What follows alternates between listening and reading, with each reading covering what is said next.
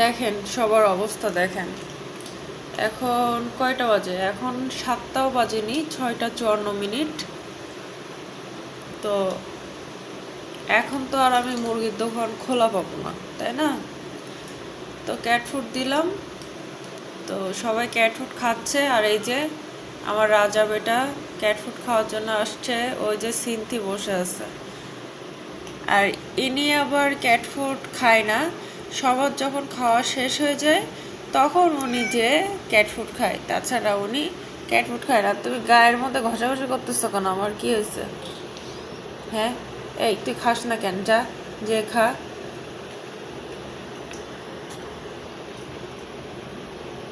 মাম্মা, Leone,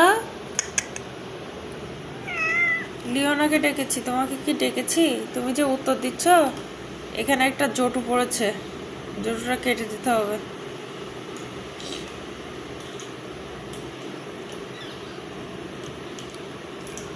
যাও, যে cat food খাও তো বাবা, যাও।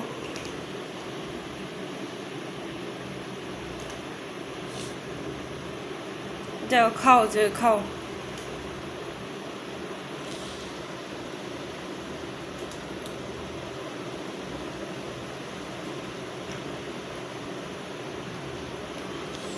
কি জায়গা পাচ্ছ না খাওয়ার?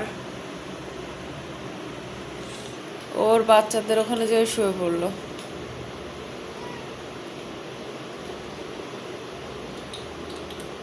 আজকে একটা কিটেনকে শাওয়ার দেওয়া লাগবে, কারণ সেই কিটেনটা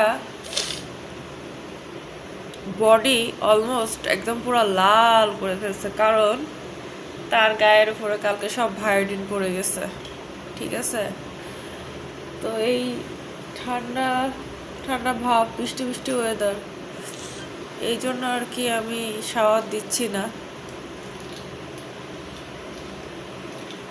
সিনতি মা, সিনতি প্রেগনেন্ট, বুঝছেন?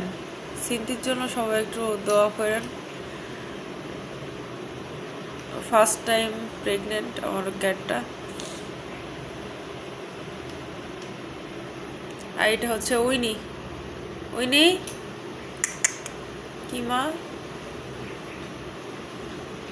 আর এই ছেলেটা কি করতেছে?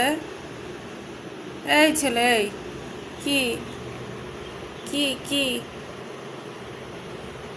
আদর দিতে দিতে দিতে দিতে মাম্মাম পাগল হয়ে যাবে, কিন্তু মাম্মাম কিন্তু পাগল হয়ে যাবে এত আদর দিতে গেলে।